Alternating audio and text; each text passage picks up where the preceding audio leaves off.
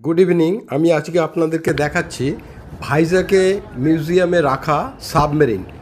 এই সাবমেরিনটা প্রায় 100 থেকে 130 মিটার লম্বা এবং এটা রাশিয়ার তৈরি এবং 1971 সালের যুদ্ধে এই সাবমেরিনটা ব্যবহার করা হয়েছিল। আর ওপরে আমি দেখাতে পাচ্ছি প্যারিস্কোপের যে জায়গাটা, এবং এখান থেকে অক্সিজেন ঢোকানো হয় এবং এর সামনে পেছনে দুটো জলের বড় বড় ট্যাঙ্ক আছে, যেটা এর বয়ান্সিটাকে মেজারমেন্ট করে। আমি দেখাতে পাচ্ছি আপনাদেরকে, পুরো মেটালের শিট দিয়ে তৈরি করা এবং সব ওয়েল্ডিং করে তৈরি করে রেখেছে এবং ঝালাই করে খুব ভালো মজবুত শিট। এবং পেছনে দেখুন প্রপেলারটা আমি দেখাচ্ছি। এই প্রপেলারটা সাবমেরিনের পেছনে 3টে প্রপেলার থাকে। এই প্রপেলারের সাথে দুদিকে দুটো প্রপেলার থাকে, তার সাথে এলিভেটর রয়েছে। এই এলিভেটরটা ডাউন রয়েছে, মানে অর্থাৎ এই অবস্থায় যদি থাকে তখন সাবমেরিনটা অটোমেটিক্যালি গভীরের দিকে যেতে থাকবে, এবং যখন এই এলিভেটরটা উপর দিকে তুলে দেবে তখন কিন্তু সাবমেরিনটা জলের ওপরের দিকে উঠে আসবে এবং অক্সিজেন পেতে সেটা উপর থেকে অক্সিজেন নেওয়া হয় এবং ওখান থেকেই প্যারিস্কোপ দিয়ে দেখা হয়। এবং পেছনের যে মাঝখানে যে প্রপেলারটার পেছনে দেখুন রাডার লাগানো আছে।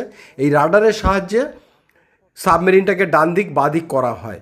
আমি দেখাতে পাচ্ছি প্রায় 10 থেকে 12 ফুট উচ্চতা এবং 10 থেকে 12 ফুট চওড়া। এইটা হচ্ছে রাডার। আর এই পাশেও দেখুন আরেকটা আমি প্রপেলার দেখাচ্ছি।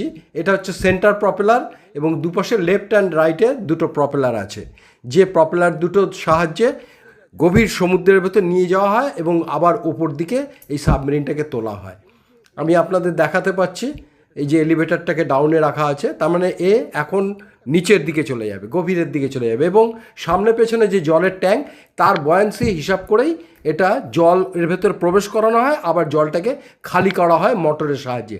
আমি এবার ভেতরে প্রবেশ করেছি এবং ভেতরের যন্ত্রপাতিগুলি আপনাদের দেখাচ্ছি এক এক করে। এই যন্ত্রপাতিগুলি দেখুন, এর ভেতর পুরো অপারেটিং সিস্টেম রয়েছে এবং খুব প্যাসেজটা খুবই ছোট এবং এর ভেতর থেকে যাতায়াত করার জায়গাটা খুবই কম। এবং এর ওপরেও একটা চেম্বার আছে যেখানে লোকজন শুয়ে থাকতে পারে এবং সেখানে প্যারিস্কোপ দিয়ে দেখা ওপরে এবং অক্সিজেন নেওয়া এবং প্রচুর যন্ত্রপাতি, ভ্যালভ সিস্টেম প্রচুর দেখাতে পাচ্ছি ওপরে। এবং সামনে পেছনে দুটো বিরাট বিরাট জলের ট্যাঙ্ক আছে, যেটা দিয়ে জল খালি করা হয় পাম্পের সাহায্যে, আবার জল ভরে